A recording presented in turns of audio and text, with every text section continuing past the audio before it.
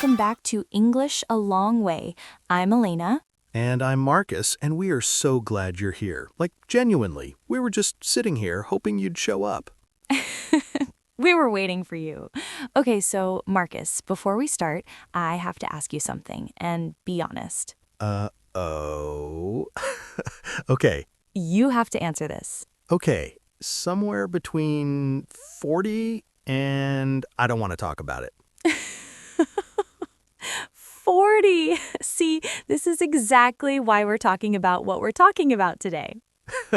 In my defense, I'm going to read all of them. One day. One day. Okay, so today's topic, and I think it's going to feel very familiar to a lot of you listening, is this idea. Less is more. You know, the first time I heard that, I thought it was something rich people say to feel better about not sharing. Marcus, okay, that is a terrible way to think about it, but also, I kind of understand it. But no, seriously, when I actually sat with that idea, less is more, something about it started to make real sense, like not just with stuff, with everything. Yes, and that's really what today is about. We want to just sit and talk about why we all keep piling more onto our lives. More things, more plans, more pressure, and what happens when you actually try going the other way. And we're not going to tell you to throw everything away and sit on the floor with no furniture. Please don't do that. We're just going to have an honest conversation because honestly, this is something both of us are still figuring out. Very much still figuring out. Okay, so Marcus, let's start here. Why do you think we keep wanting more? Like, what is that about? Okay, so I think about this a lot, actually. And for me, a huge part of it is that more feels like safety. Oh, say more about that. Like, if I have more money saved, I feel safer. If I have more options, I feel safer. If I have more plans, I feel like I'm in control. So I just keep adding things because it feels like I'm building a wall around myself. Yeah, that's interesting because I think for me it's different. For me, it's more about I don't want to miss anything. FOMO. Total FOMO. Like if there's a new app everyone is using, I download it. If there's a new show everyone is watching, I add it to my list. If someone recommends a book, I buy it immediately. How many unread books do you have right now? We are not going to talk about that. Okay. But you know what both of those things have in common? The safety thing and the FOMO thing? What? Neither of them is really about the things themselves. It's about a feeling we're chasing. Oh, wow. Yeah, you're right. I'm not buying the book because I want to read the book right now.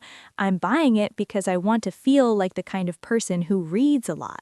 Exactly. And I'm not saving every option because I need every option. I'm doing it because I'm scared of feeling unprepared. So we're not really collecting things, we're collecting feelings we think those things will give us. And then the things pile up and the feelings don't really come.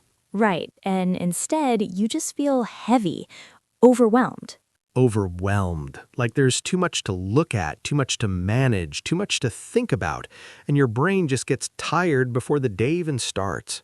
I had this moment, okay, this is embarrassing. I had this moment last year where I sat down to watch something on TV just to relax, and I spent 45 minutes scrolling through what to watch. Oh no. And then I was too tired to actually watch anything, so I just went to bed. You exhausted yourself choosing how to relax. That is exactly what happened. And I just lay there thinking, what is wrong with me? Nothing is wrong with you. That happens to everyone. Too many choices can actually make you more stressed, not less. Right. And it made me think, okay, maybe having everything available is not actually freedom. Maybe it's just a different kind of pressure. That is such a good way to put it. A different kind of pressure. Oh, this actually reminds me of something. Can I tell you about my neighbor? Yes, please. Okay, so there's this guy who lives in my building. His name is Daniel. And Daniel is someone who just loves buying things. Not because he's rich, he's really not, but because every time he sees something interesting online, he buys it. A new kitchen gadget, a new fitness thing, a new book, a new lamp. A new lamp? 3 new lamps. 3! 3! So his apartment is just full, like genuinely full. There are things still in boxes because there's nowhere to put them. And Daniel is actually a really happy, positive guy. But every time I saw him in the hallway, he looked tired, like low-level tired all the time. Not sick, just drained. And one day, the building had a problem with the water. We all had no water for a day, and some neighbors got together in the hallway and we were just talking. And somehow, Daniel started talking about his apartment. And he said, "I feel like my home is a storage unit that I sleep in." Oh, wow. And everyone laughed because it was funny, but then he got quiet and said, "I'm not actually joking. I walk in and I feel tired immediately, like the room is asking something from me." Oh, that's real. That is so real. Right? And a few months later, I saw him carrying boxes down to his car, big boxes, and I asked him, "Are you moving?" And he said, "No, I'm just taking stuff away, giving it to people who actually need it." That makes sense. And maybe 2 weeks after that, I ran into him again. Same Daniel, same apartment, same life, but he just looked lighter, like something he was carrying had been put down. Oh, I love that. He put something down. And he said, "I didn't realize how much energy it takes to own things you don't use. You still have to see them, move around them, think about them, feel guilty about them." Wait, say that last part. That last part? Feel guilty about them. Yes, that's it. We feel guilty about our stuff. The gym equipment we don't use, the apps we downloaded, the courses we bought. They just sit there judging us. Judging us. You haven't opened me in 6 months. The unread book looking at you from the shelf every night. Every night. Okay, so after Daniel's story, I started thinking about my own space, and I did something small. I just looked at my desk. Really looked at it. And? And there were things on my desk that had been there so long, I stopped seeing them, like they became part of the furniture. A charger for something I don't own anymore, 3 pens that don't work, a little notebook I bought because it was pretty and never wrote a single word in. The pretty notebook. I have one of those. Everyone has one. And I just cleared it, moved everything off, put back only what I actually used. And Marcus, I sat down at that desk afterwards and I just felt good. For no big reason, just good. Because the space was working for you instead of against you. Exactly. And that one small thing made me want to do more. But slowly, not all at once. I think that's important, the slowly part, because I feel like a lot of people hear less is more and they think they need to throw out half their apartment this weekend. The dramatic clean out. And then Monday comes and they want everything back. Half of their apartment is in a garbage bag and they regret everything. Exactly. So I think it's more about starting to notice. Just notice what in your life is actually giving you energy and what is quietly taking it away. That's a really good question to sit with. And it doesn't have to be things, it can be plans too. Like I realized last year that I was saying yes to every plan, every dinner, every event, every, hey, come to this thing. Right, the fear of missing out again. But then I'd show up tired and not really present, and I'd come home more tired than when I left.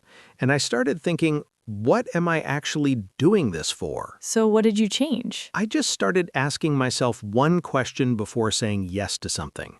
Do I actually want to do this? Not, is it a good idea? Not, will I feel bad if I say no? Just, do I want to do this? Oh, that's simple. I like that. And when the answer was honestly no, I started saying, hey, I'm going to sit this one out. And you know what happened? What? Nothing. Nobody was upset, the world didn't end, and I had a free evening where I cooked something I actually wanted to cook and went to bed early and woke up feeling human. feeling human. I love that. Is that a low bar? Maybe, but it felt amazing. No, I think that is the point, though. We set this bar so high for what a good day looks like productive and social and exciting and meaningful. And sometimes a good day is just, I felt okay. I had enough energy. I went to sleep not exhausted. Yes, and I think that connects to this idea of what do you actually need? Not what you think you should need, what do you actually need? Because I think we spend so much time filling our lives with what we think they're supposed to look like. And not enough time asking if it actually fits. Right. And when something doesn't fit, whether it's a thing or a habit or a plan, it just sits there, taking up space, taking up energy, taking up attention. And the moment you let go of it, You get all of that back. yes, all of it. You know what word I keep thinking about? Intention. Like being intentional. Oh yeah, doing something on purpose with a clear reason, not just because it showed up in your life and you never questioned it. Like, I have this thing where I check my phone first thing in the morning. Every morning, before I even get up, before I've thought a single thought of my own, I'm already reading other people's thoughts. Oh, I do this too. Completely guilty of this. Right? And it's not like I decided to do it, it just happened and then became a habit. But when I actually asked myself, do I want to start my day this way? The answer was no. So what did you do? I put my phone on the other side of the room at night. Just that, nothing dramatic. And? The first morning, I walked over to get it and checked it immediately anyway. Old habits. But the second morning, I went to make coffee first, and by the time I came back, I'd already had 5 minutes of just quiet, just me, and it felt so different. 5 minutes, that's all. 5 minutes of less, and it changed the whole start of my day. You know, I think that's the thing about less is more that people don't expect.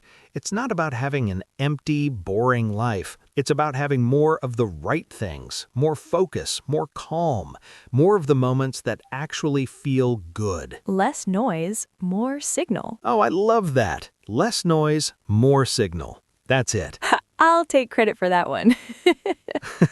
Okay, let's slow down a little bit because I want to just sit with what we talked about today for a second. Yeah, me too. I keep coming back to what you said earlier about how we collect feelings, not things. Yeah, we think we want the thing, but we really want the feeling we think the thing will bring. And the interesting part is the feeling usually doesn't come from the thing. It comes from the space you make. The space you make. Yeah, when you let go of something that was taking up room, whether it's a physical thing or a plan or a habit, That space fills up with something better, with quiet, with focus, with energy you forgot you had. and it starts so small. One drawer, one plan you say no to, 5 minutes without your phone. Just one thing. You don't have to change everything. You don't have to be a different person. You just ask, what's one thing I can put down today? And then you put it down, and you see how it feels. And maybe it feels lighter. And maybe that feeling is enough to take one more small step. Less noise, more signal. I really do love that. Okay, I think that's a beautiful place to stop. It really is. Thank you so much for spending this time with us today. It means a lot. It genuinely does. Yeah, we're really glad you were here for this one. Thank you for listening to English Alongway. We'll see you in the next episode. Take it easy. And hey, maybe close a few of those tabs.